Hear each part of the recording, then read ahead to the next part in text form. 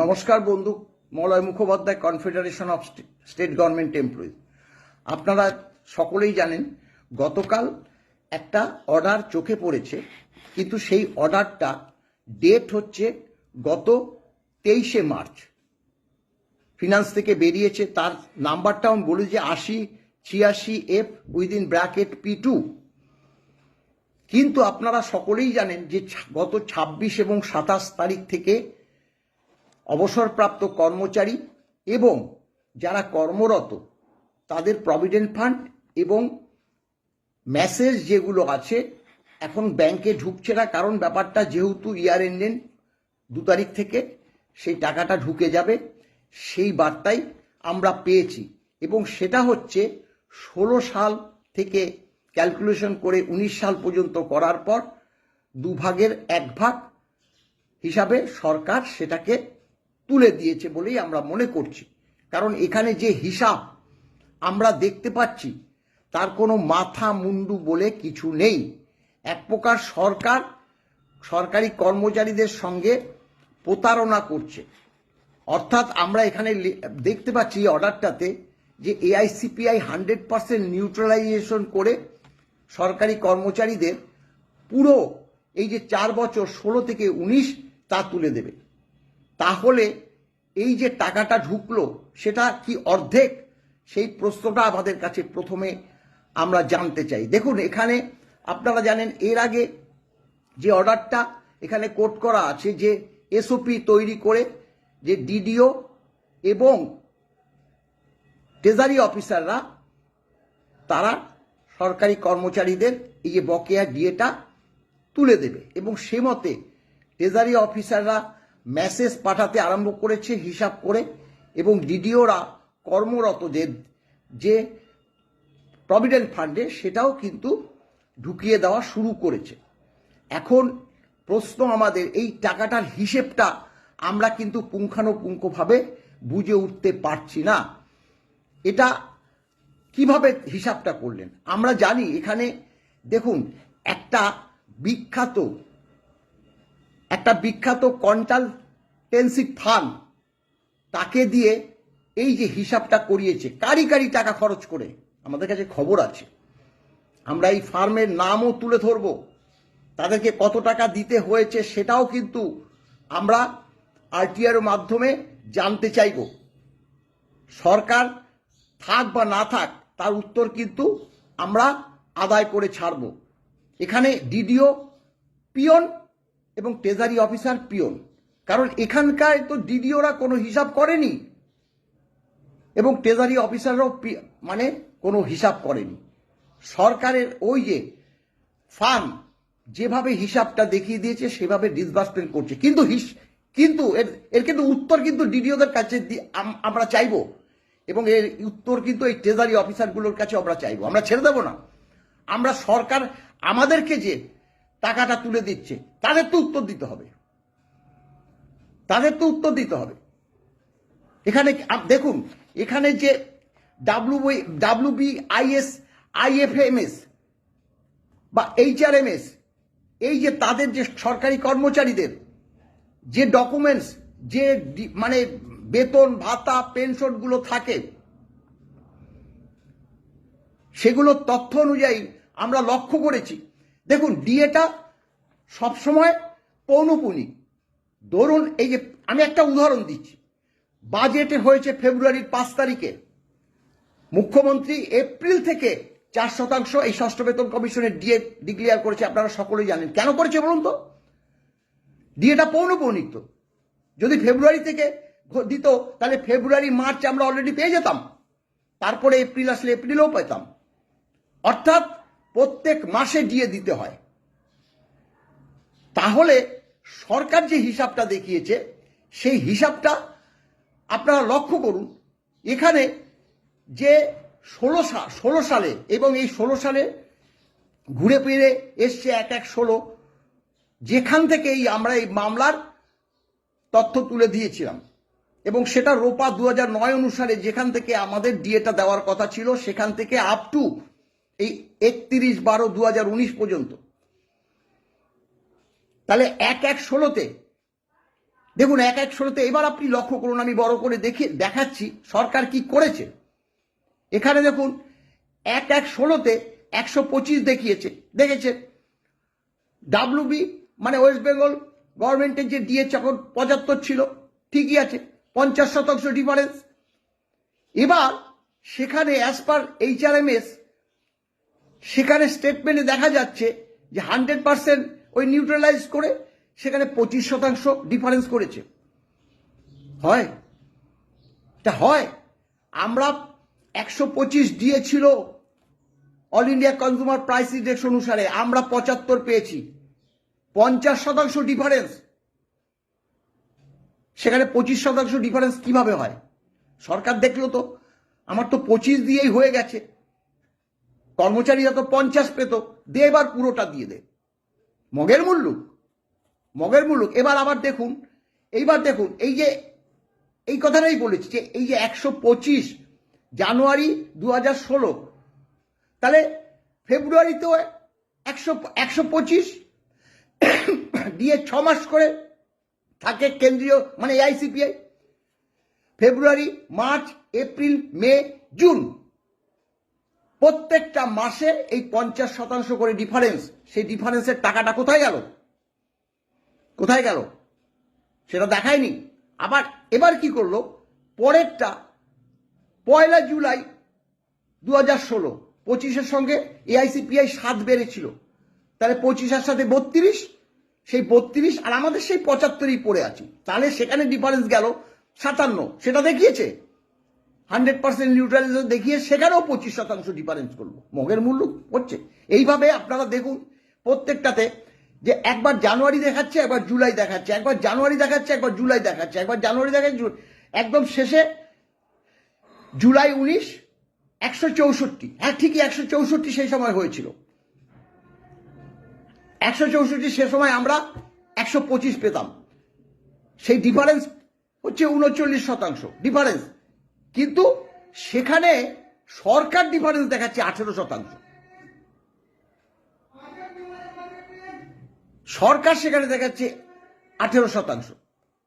আমরা এর আগে আপনাদের দেখুন, আমি কিন্তু বারংবার চার্ট করে, এগুলো কিন্তু কর্মচারী সমাজের একদম নখদর্পণে আছে। আমি এবার লক্ষ্য করুন যে আমার যে ডিএর চার্টটা ঠিক যেভাবে দিতে হবে এইভাবে কিন্তু সরকারি কর্মচারীরা ডিএ, বকেয়া ডিএ একদম পরিষ্কারভাবে আদায় করে ছাড়বে। আগামী 15 এপ্রিল 2026 সর্বোচ্চ আদালতে মামলাটা কিন্তু কন্টেম্প মামলাটা কিন্তু দর্জ হয়ে আছে। সেখানে সরকার কতটা দিল কর্মচারীদের, সর্বোচ্চ আদালতের নির্দেশ কতটা মানল, তার উত্তর কিন্তু রাজ্য সরকারকে সর্বোচ্চ আদালতে দিতে হবে। আপনারা জানেন যে হাই পাওয়ার কমিটি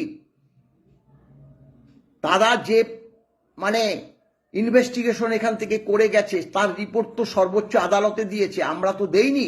একটা বার্তাই শুধু দিয়েছিল যে অর্ডারে বলা ছিল 25% ইমিডিয়েট বাকি দিয়ে দিতে হবে, সেটা কিন্তু আপনারা দেননি। যেটা এই প্রশ্নটা সর্বোচ্চ আদালতেও করেছিল যে 25% দিয়ে কিন্তু আমরা আপনাদেরকে দিতে বলেছিলাম, আপনারা কিন্তু দেননি। তখন বলেছিল যে আমরা 25% দিলে আমরা যদি মামলায় জিতি তাহলে সেটা রিকভার করতে পারবো না, তাই আমরা সর্বোচ্চ আদালতে এই 25% টাকা আমরা জমা রাখতে চাই। টাকা আছে, তাহলে কম বেশি হলে প্লাস মাইনাস হলে সেটাকে অ্যাডজাস্ট করে, সেই কথা বলেছে।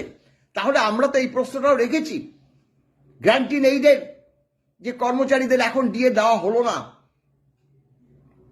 তাহলে তাদের সরকারি কর্মচারীদের মতো একটা অ্যামাউন্ট তুলে দিতে পারত, প্লাস হলে পরবর্তীকালে কেটে নেওয়া হতো, আর মাইনাস হলে প্লাস হতো। আমরা বারবার অ্যাডিশনাল চিফ সেক্রেটারি ফিনান্সকে সেই বার্তা প্রেরণ করেছি যে খোদ রাজ্য সরকারি কর্মচারীরা পাবে অথচ গ্র্যান্টিড এইডের কর্মচারীরা পাবে না, এটা কিন্তু আমাদের কাছে খুবই দুঃখজনক।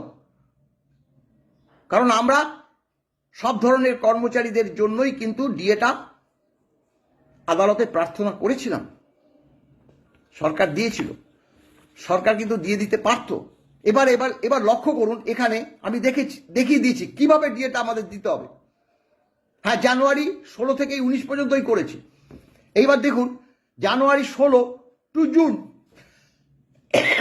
মাফ করবেন, 6 মাস ডিএর মেয়াদ। তাহলে সেখানে 75, আমাদের এআইসিপিআই 125, আমরা মানে ওয়েস্ট বেঙ্গলের ডিএ 75, তাহলে 50% ডিফারেন্স। তাহলে 50% ডিফারেন্স হলে 6 মাস, 5 6 30, 300%। অর্থাৎ কারো যদি 10,000 টাকা দেখিস, কারো যদি 10,000 টাকা বেসিক হয়, পেনশন বেসিক হয়, ইন সার্ভিসদের যদি বেসিক হয়, তাহলে সেখানে 300%, 10,000 টাকা 300%, 30,000 টাকা। পরেরটা আবার জুলাই মাসে এআইসিপিআই বেড়েছে, তখন এই যে 32 যেটা সরকার দেখিয়েছে, সেম দেখিয়েছে ঠিকই, এটা দেখিয়েছে ঠিকই। তাহলে 132, আমাদের সেই 75 ছিল, ডিফারেন্স হচ্ছে 57। সেটা হচ্ছে ওই জুলাইয়ের পরে August, September, October, November, December, 6 মাস আমরা এই 132 করে পেয়ে গেছে এআইসিপিআই কর্মচারীরা, অর্থাৎ কেন্দ্রীয় সরকার, আমাদের এই রাজ্যের দিল্লি চেন্নাইতে কর্মরত, তারা পেয়েছে 132% 6 মাস। তাহলে 57% ইন্টু 6 মাস কেন দেবে না? 57% 6 মাস, সেখানে ওই 10,000 টাকার বেসিক ধরলে মানে 34,000 সামথিং হয়। এর পরের যে ডিএটা আবার এআইসিপিআই বাড়লো 1 জানুয়ারি 2017, সেখানে আরো 4% এআইসিপিআই বেড়ে 32-এর সঙ্গে হলো 36। আমাদের তখন 75-এর সঙ্গে 10% ডিএ দিয়েছিল, 75 আর 10 85, তাহলে ডিফারেন্স করলে হচ্ছে 51%।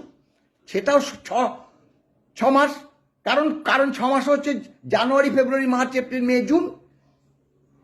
তাহলে ওই আপনার 51 ইন্টু 6,